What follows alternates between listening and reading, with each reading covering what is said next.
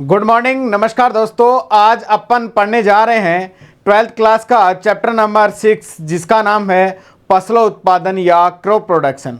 सबसे पहले अपन पढ़ना चाहेंगे इसमें इंट्रोडक्शन या परिचय कि फसल क्या होती है, फसल उत्पादन क्या होता है। देखिए दोस्तों, फसल किसे कहते हैं? पौधों को किसी निश्चित क्षेत्र में सघन रूप से उगाना फसल कहलाता है। और फसल उत्पादन क्या होता है? मतलब इनका एक उत्पादन की दृष्टि से कृषि कार्य या कृषि क्रियाएं करना क्या कहलाता है? फसलों उत्पादन के नाम से जाना जाता है। दोस्तों, अपने भारत देश में अलग अलग प्रकार की फसलें उगाई जाती हैं। भारत देश में अलग अलग प्रकार की ऋतुएं होती हैं। सीजन के अकॉर्डिंग सभी प्रकार की फसलें उगाई जाती हैं जो मनुष्य की घरेलू आवश्यकताओं की पूर्ति के साथ साथ जीवन निर्वाह एवं रोजगार का कार्य भी करती हैं। दोस्तों, तो इसी प्रकार से अपन देखेंगे कि फसल उत्पादन होता क्या है, इनका वैज्ञानिक अध्ययन किस प्रकार से कर सकते हैं, एक फसल को उगाने के लिए कौन कौन सी चीज़ों की आवश्यकता पड़ती है और अपन 12th क्लास की दृष्टि से इसको कैसे पढ़ेंगे। आगे बात करते हैं, जैसा कि आपके कोर्स में दी गई हैं जो फसलें हैं। पहले जैसे कि खाद्यान्न फसलें।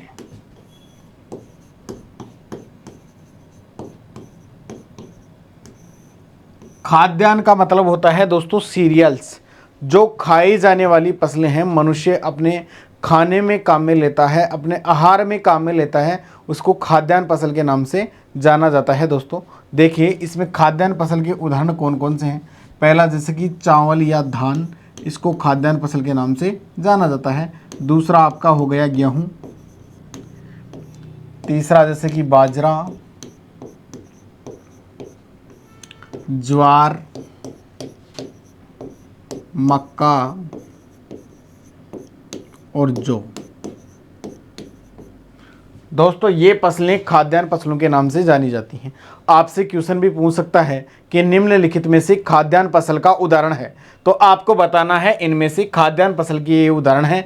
धान, गेहूं, बाजरा, ज्वार, मक्का और जौ को खाद्यान्न फसल के नाम से जाना जाता है। दोस्तों, आगे अपनी है दूसरी दलहनी फसलें या दाल वाली फसलें। दलहन, जिनसे अपन दाल प्राप्त करते हैं, उनको दलहनी फसलों के नाम से जाना जाता है। दोस्तों, जैसा कि चना, मूंग, मोठ, मटर, मसूर, लोबिया,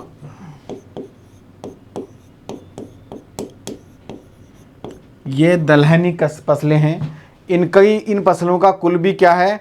लेगुमिनेसी कुल की फसलें हैं ये, जिनको दानों को दो भागों में आसानी से विभक्त किया जाता है, दलहनी फसल के नाम से जाना जाता है।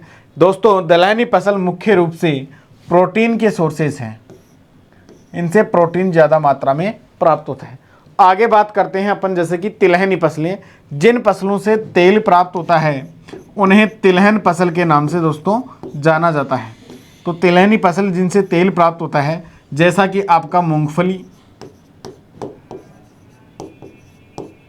सरसों, सोयाबीन,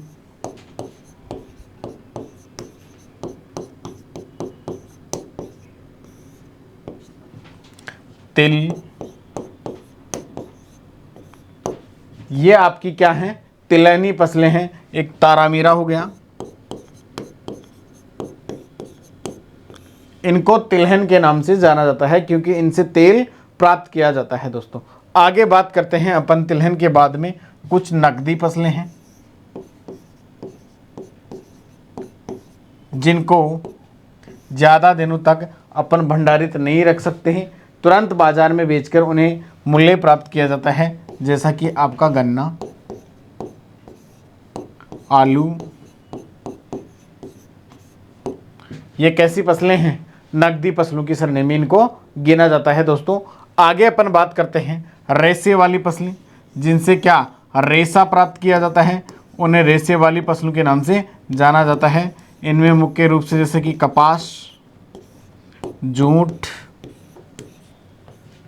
अलसी, ये रेशे वाली फसल के नाम से जानी जाती हैं। दोस्तों, इसी के साथ साथ में आगे आपके और दूसरी फसलें हैं जैसे कि चारे वाली फसलें,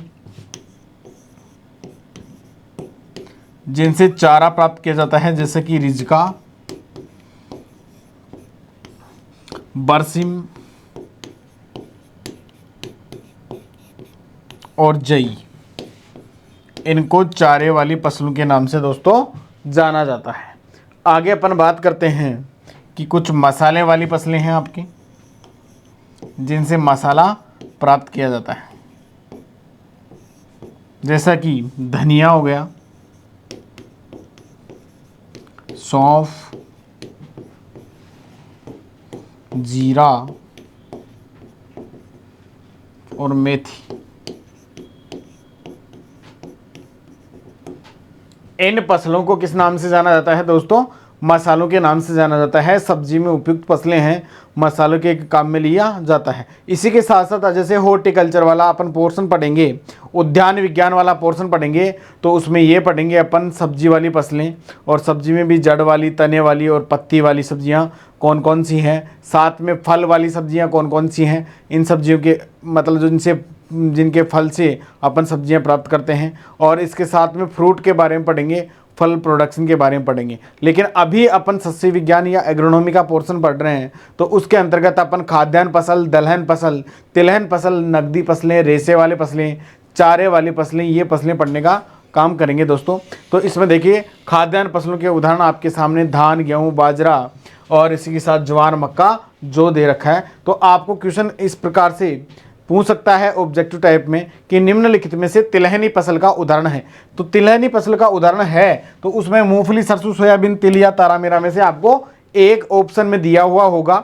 और साथ साथ में नकदी फसल का उदाहरण है, ऐसे करके क्वेश्चन पूछ सकता है। तो गन्ना, आलू, इनमें से किसी, और जैसे कि आपका गंवार, इनमें से पूछ सकता है। इस प्रकार के क्वेश्चन देखिए, तो आपको ये पता होना चाहिए कि कौन सी फसल को खाद्यान्न में रखा गया है, कौन सी फसल को दलहन में रखा गया है, कौन सी को तिलहन में रखा गया। जैसा कि एक सोयाबीन है, सोयाबीन क्या है तो दलहन फसल, लेकिन ये दलहन की और तिलहन दोनों में इनको रखा गया है, क्योंकि सोयाबीन को दाल के रूप में इसलिए यूज़ नहीं कर पाते क्योंकि सोयाबीन के दानों में बिप्लॉक्सिडेज एंजाइम पाया जाता है, जो एक मतलब बेकार प्रकृति का एंजाइम है, मनुष्य के लिए क्या है, हानिकारक प्रकार का एंजाइम है दोस्तों। तो इसी प्रकार से इन फसलों के बारे में अपन 1 बाय 1 करके पढ़ेंगे। और इन फसलों के बारे में पढ़ने से पहले अपन सबसे पहले इनकी बॉटनी का अध्ययन करेंगे कि इनकी वनस्पति की किस प्रकार से है।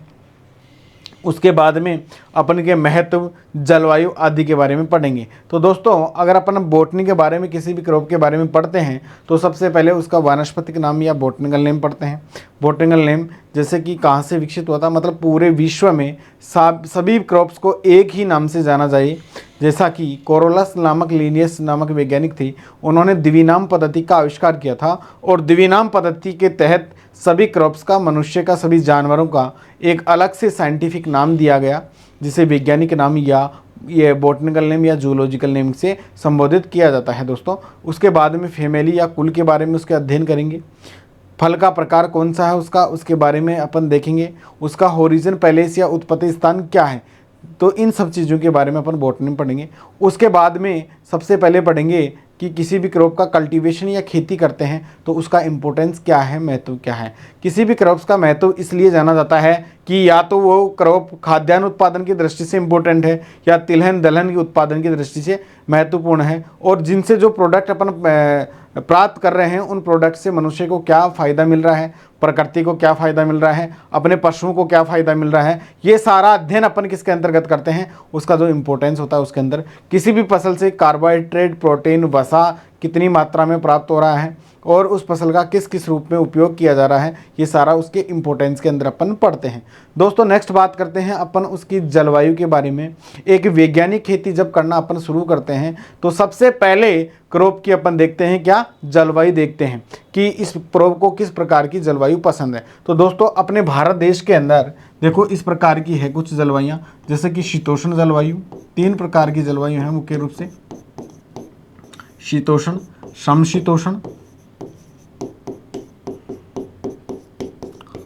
और उष्ण।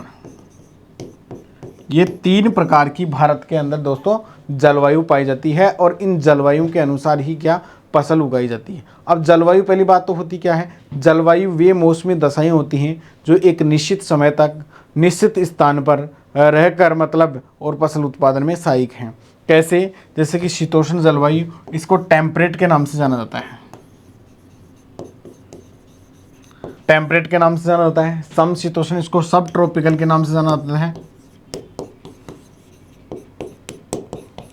और उष्ण जलवायु, इसको ट्रॉपिकल के नाम से जाना जाता है।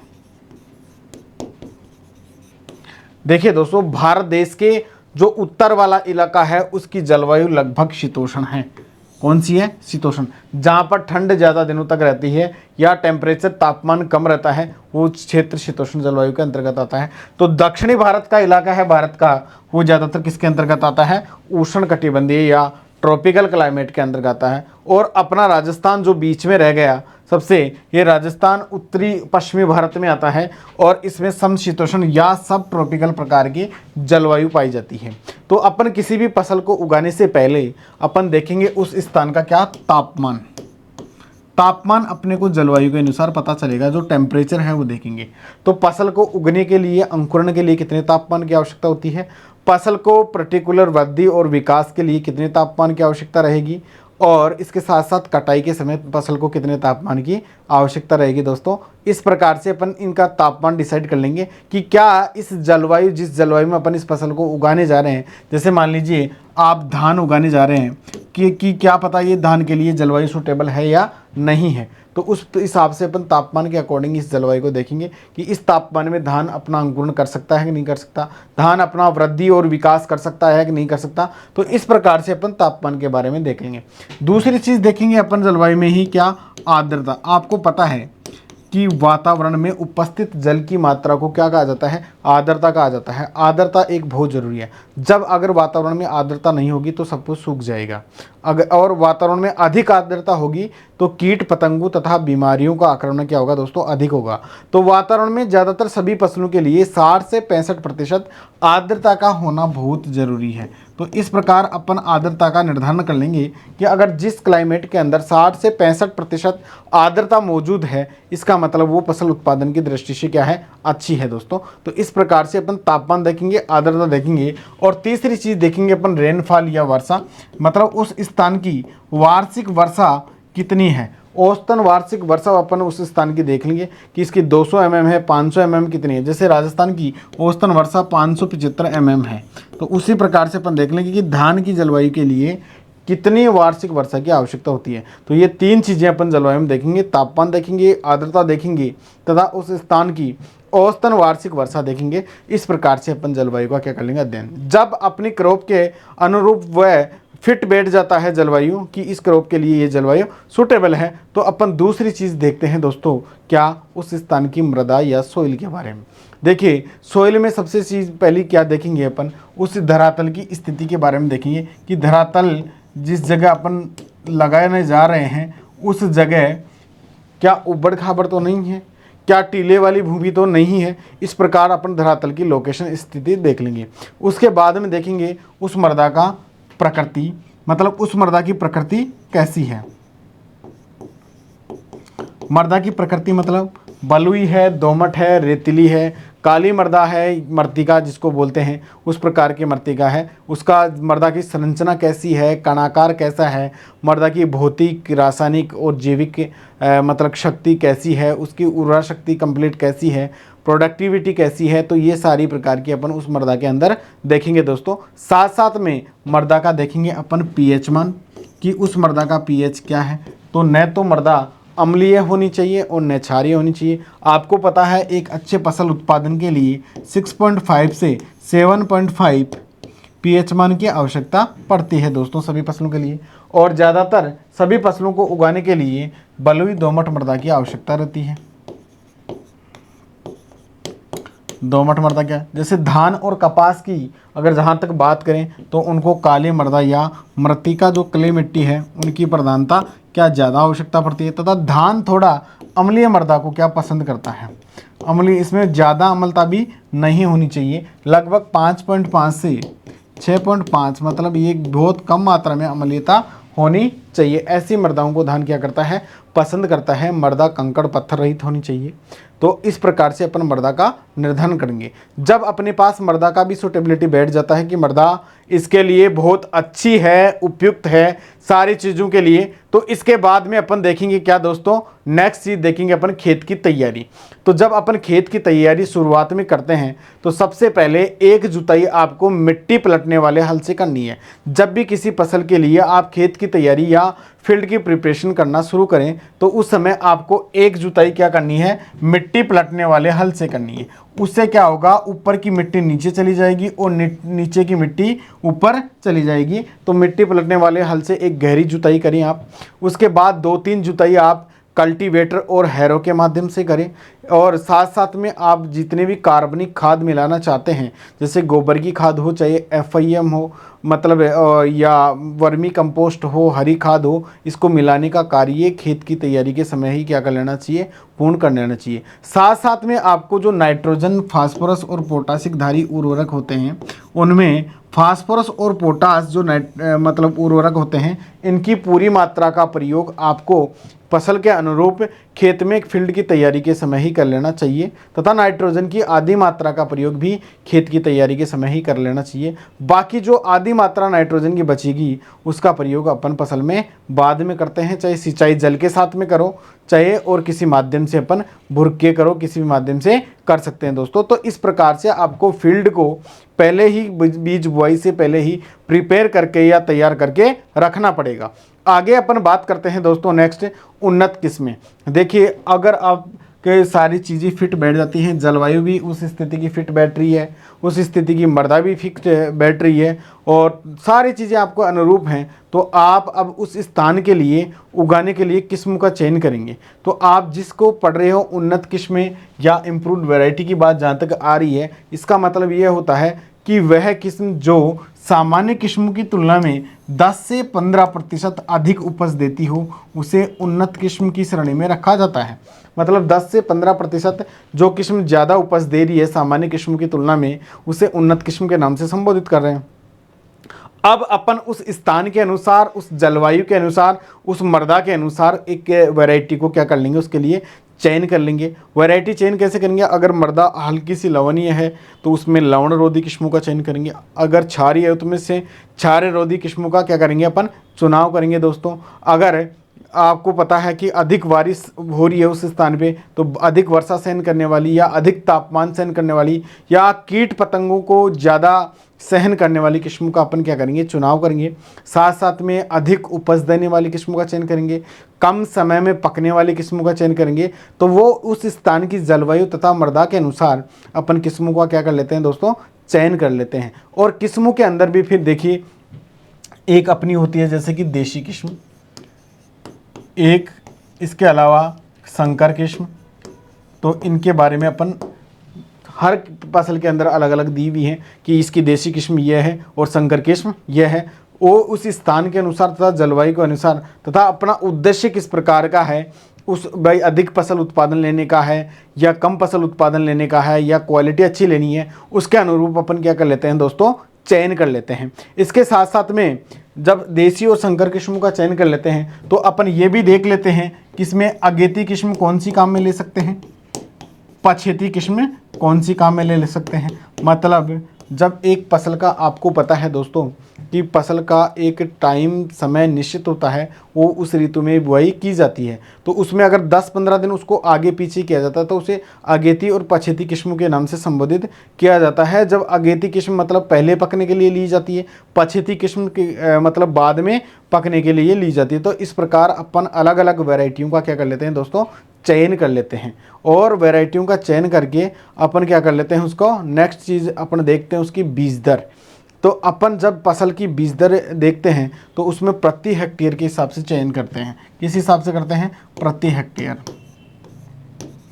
आपको पता है दोस्तों, प्रति हेक्टेयर जब बीज की मात्रा केजी या ग्राम में डिसाइड करते हैं, किलोग्राम या ग्राम में क्या करते हैं अपन डिसाइड करते हैं कि 1 हेक्टेयर क्षेत्रफल के लिए इतने ग्राम बीज की आवश्यकता रहेगी या 1 हेक्टेयर क्षेत्रफल के लिए इतनी केजी बीज की आवश्यकता रहेगी। दोस्तों आपको पता है अच्छी प्रकार से कि 1 हेक्टेयर क्षेत्रफल में 10,000 वर्ग मीटर होते हैं।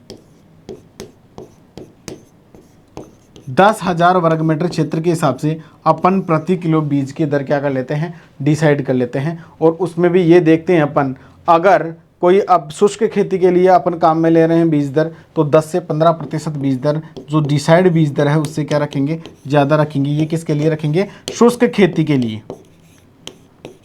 या लवणीय क्षारीय मृदाओं में आप बुआई कर रहे हैं तो उसमें भी 10 से 15% बीज दर क्या रखेंगे, आप अधिक रखेंगे दोस्तों। ठीक है, तो इस प्रकार से अपन एक निश्चित बीज दर का क्या कर लेते हैं, निर्धारण कर लेते हैं। जब आपकी बीज दर डिसाइड हो जाती है तो उसके बाद में अपन करते हैं बीजोपचार। दोस्तों बीजोपचार क्या होता है, बीजों को बुआई से पहले किसी माध्यम से उपचारित किया जाता है तो उसे क्या कहते हैं, बीजोपचार। इस बीजोपचार का अपने भारत में किस प्रकार का क्रम है, अपने भारत में FIR विधि के माध्यम से बीजोपचार किया जाता है। मतलब किसी भी बीज को उपचारित करने से पहले उसमें क्या क्या प्रोसेस किया जाता है। देखो F का मतलब होता है फंजीसाइड,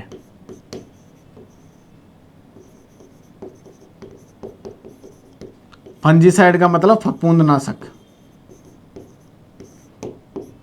तो किसी भी बीज को उपचारित करने से पहले उसको फफूंदनाशक दवा के माध्यम से उपचारित करें, फंजीसाइड के माध्यम से उपचारित करें।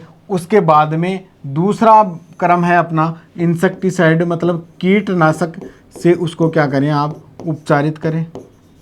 और कीटनाशक के बाद में अगर आपने उपचारित कर लिया तो राइजोबियम कल्चर के माध्यम से उपचारित करें।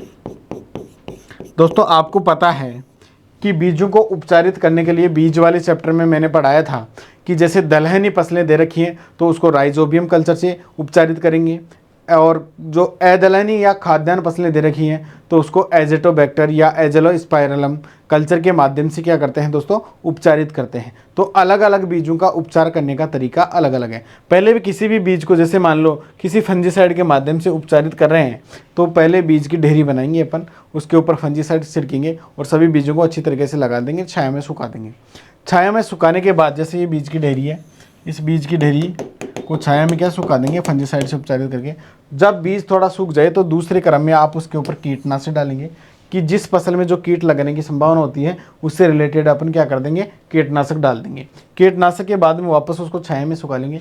लास्ट जो राइजोबियम कल्चर अपन डालते हैं तो राइजोबियम कल्चर क्या एक पाउडर फॉर्म में होता है, आपको पता है, काला काला सा पाउडर होता है, आपने देखा होगा अच्छी तरीके से। तो इसके जो पैकेट होते हैं तो इसमें अच्छी तरीके से बीजों के ये राइजोबियम कल्चर लग जाए, उसके लिए अपन क्या करते हैं, गुड़ का घोल बनाकर और बीजों के ऊपर ढालते हैं। ढालने से क्या बीज चिपचिपे हो जाते हैं और ये पाउडर अच्छी प्रकार से चिपक जाता है। तो इस प्रकार से अपन सभी फसलों का क्या करते हैं, बीजोपचार करते हैं। बीजों को अच्छी तरीके से छाया में सुखाकर और फिर इसकी बुआई का कार्य अपन क्या करते हैं, शुरू करते हैं। तो और हर फसल के लिए बीजोपचार बहुत अत्यंत आवश्यक है दोस्तों। नेक्स्ट अपन बात करते हैं बीज बुआई का समय। हर फसल को आपका पता है कि एक निश्चित समय होता है, उस निश्चित समय के अंदर ही अपन बीजों की बुआई करते हैं। जैसा कि अपने भारत देश के अंदर अलग अलग प्रकार की ऋतुएं हैं, सीजन हैं, उन सीजन्स के अंदर आप बुआई कर सकते हैं। जैसे कि आप पहली मुख्य रूप से दो रबी की और खरीफ की सीजन, रबी और खरीफ ये दो सीजन हैं। इन सीजनों के बाद में तीसरी सीजन अपनी जायद की सीजन, जिनका बुआई का व कटाई का समय क्या है, निश्चित समय है। जैसे रबी वाली फसलों की अपन क्या कर सकते हैं, अक्टूबर तथा नवंबर माह में क्या करते हैं, बुआई का कार्य संपन्न करते हैं तथा इसके बाद में इनकी कटाई का कार्य मार्च और अप्रैल माह में कंप्लीट कर लेते हैं। इस दौरान का पीरियड क्या कहलाता है, रबी की फसल कहलाता है। मतलब रबी की फसलों का बुआई क्या करते हैं अपन, अक्टूबर नवंबर स्टार्टिंग में कर देते हैं तथा मार्च अप्रैल तक इन फसलों को अच्छी तरीके से काट लेते हैं। तो उस दौरान जो बुआई की फसलें हैं, जैसे गेहूँ हो गया, रबी की फसलों के उदाहरण चना, सरसों, ये क्या है, रबी की फसलें, तो इनकी अक्टूबर नवंबर में अपन बुआई कर लेते हैं तथा मार्च अप्रैल में इनको काट लेते हैं। साथ में अगर बात करें खरीफ की, तो जब वर्षा ऋतु स्टार्ट होती है, मतलब बात हो रही है यहाँ पर जून जुलाई की, जून जुलाई और अगस्त फर्स्ट की बात हो रही है, इसमें इन फसलों की क्या करते हैं अपन, बुआई कर लेते हैं तथा सितंबर अक्टूबर माह में क्या कर लेते हैं, इनको काट लेते हैं। सितंबर और अक्टूबर माह में क्या कर लेते हैं, काट लेते हैं। दोस्तों ये कौन से हुई, खरीफ की सीज़न। अब इस सीज़न के बीच में जो फरवरी मार्च के अंदर अगर खाली रहता है, फरवरी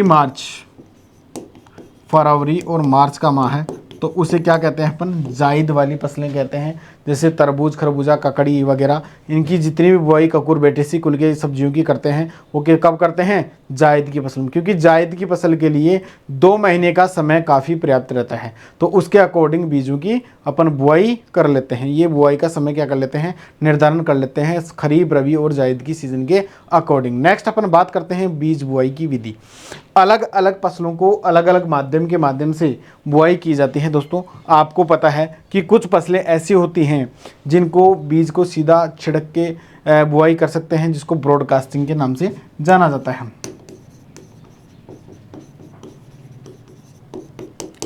जिनकी छिड़क के बुआई कर लेते हैं, मतलब बीजों को सीधा हाथ में लिया और फील्ड में डायरेक्ट छिड़क के बुआई कर देते हैं। दोस्तों कुछ फसलें ऐसी होती हैं जिनको बीज को ओर के, मतलब बीजों की बुआई हल या मतलब किसी सीड ड्रिल के या पेटी के माध्यम से की जाती है। कुछ फसलें ऐसी होती हैं जिनकी खेत में पौध तैयार करके लगाई जाती हैं। तो अलग अलग फसलों की अलग अलग विधियां हैं। जैसा कि अपन हर फसल को जब पढ़ेंगे 1 बाई 1 करके, तो हर फसल के बारे में बताएंगे कि कौन सी फसल की बुआई के लिए कौन सा तरीका सबसे सूटेबल है। तो चाहे ब्रॉडकास्टिंग के माध्यम से करो आप, चाहे आप सीड ड्रिल के माध्यम से उसकी बुआई कर रहे हो, चाहे उस फसल की पहले पौध तैयार करके या प्लांटेशन नर्सरी में पौध तैयार करके लगा रहे हो, तो वो भी क्या है, अच्छी है। विधि की जहाँ तक बात करें तो यही है इनकी विधियाँ कि ब्रॉडकास्टिंग विधि द्वारा कौन सी की तैयार करते हैं तथा पौध तैयार करके कौन सी विधि के माध्यम से करते हैं अपन। नेक्स्ट अपन बात करते हैं दोस्तों खाद एवं उर्वरक। खाद एवं उर्वरकों की जहाँ तक अपन बात करें तो खाद जिनमें कार्बनिक पदार्थ अधिक होते हैं तथा पोषक तत्व कम होते हैं, उसे क्या कहते हैं अपन, खाद कहते हैं। जैसे कि उदाहरण के तौर पे आपकी FIM या गोबर की खाद हो गई, इसके साथ में जैसे वर्मी कंपोस्ट हो गई, कंपोस्ट हो गई, खली की खाद हो गई। ये क्या होती हैं दोस्तों, खादें होती हैं। इन खादों के माध्यम से अपन क्या करते हैं, खेत में जब तैयारी करते हैं तभी ही इनको क्या कर देते हैं, मिला देते हैं। और इन खादों के माध्यम से पौधे को पोषक तत्व क्या होते हैं, प्राप्त होते हैं, नाइट्रोजन, फास्फोरस और पोटास वगैरह। पौधे को आपको पता है अपना जीवन काल पूरा करने के लिए 17 आवश्यक पोषक तत्वों की ज़रूरत रहती है। तो वो सारे कहाँ से मिलते हैं, खादों से मिलते हैं। इन खादों का प्रयोग खेत में जब खेत की तैयारी करते हैं उसी समय कर लेते हैं। बात कर रहे हैं अपन उर्वरकों की। ये ज़्यादातर रसायन कल कारखानों में तैयार किए जाते हैं। इनमें पोषक तत्वों की निश्चित क्या होती है, मात्रा होती है। कार्बनिक पदार्थ कम तथा पोषक तत्वों की मात्रा इनमें क्या होती है, अधिक होती है। इनमें लगभग प्राथमिक पोषक तत्व NPK पाए जाते हैं, नाइट्रोजन, फास्फोरस और पोटास पाए जाते हैं, जिसमें फास्फोरस और पोटास की पूरी मात्रा का प्रयोग अपन खेत की तैयारी के समय ही क्या कर लेते हैं, पूरा कर लेते हैं ज़्यादातर फसलों में। और नाइट्रोजन की आधी मात्रा का प्रयोग अपन क्या करते हैं, खेत की तैयारी के समय कर लेते हैं। और आधी मात्रा का प्रयोग जब फसल बड़ी होने लगती है तो उसके माध्यम से कर सकते हैं। आप फर्टिगेशन के माध्यम से प्रयोग कर सकते हैं, मतलब सिंचाई जल के साथ आप उर्वरकों का प्रयोग कर सकते हैं। तो इस प्रकार खाद और उर्वरकों का प्रति हेक्टेयर एक निश्चित मात्रा दे रखी है। जैसे आप अगर खादों का प्रयोग करेंगे खाद्यान्न फसलों के अंदर तो 10 से 15 टन प्रति हेक्टेयर के हिसाब से इनकी मात्रा को क्या है, डिसाइड कर रखा है। तो 10 से 15 टन आप FIM या गोबर की खाद डालोगे, 8 से 10 टन जैसे आप वर्मी कंपोस्ट डाल सकते हैं। कंपोस्ट की वही क्या 12 से 13 टन आप प्रति हेक्टेयर डाल सकते हैं। तो इस प्रकार अलग अलग मात्राएं आपको क्रॉप के अनुसार डिसाइड की गई हैं, फसल के अनुसार डिसाइड की गई हैं। उसी प्रकार नाइट्रोजन, फास्फोरस की मात्रा भी उर्वरकों के माध्यम से, जैसे urea, DAP, single super phosphate, double super phosphate, इनके माध्यम से आपको क्या है, डिसाइड किया गया है। तो वो एक फसल के अनुसार आप फसल के अंदर इनका प्रयोग करेंगे। नेक्स्ट अपन बात करते हैं दोस्तों सिंचाई। आपको पता है दोस्तों पौधों को कृत्रिम रूप से पानी देना ही क्या कहलाता है, सिंचाई कहलाता है। तो अपन पौधों को एक सिंचाई के माध्यम से जब पानी देंगे तो अलग अलग मेथड्स, अलग अलग विधियों के माध्यम से पानी देंगे दोस्तों। जैसे कई फसलें ऐसी होती हैं जिनको पानी की अधिक आवश्यकता पड़ती है, जैसे कि धान। तो इसमें बिल्कुल खुला पानी देंगे अपन। बॉर्डर पट्टी विधि के माध्यम से प्रयोग कर सकते हैं या आप लावन जल विधि के माध्यम से इनका प्रयोग कर सकते हैं। जिन फसलों को पानी की आवश्यकता कम रहती है दोस्तों, उनको ड्रिप विधि या स्प्रिंकलर के माध्यम से पानी दे सकते हैं।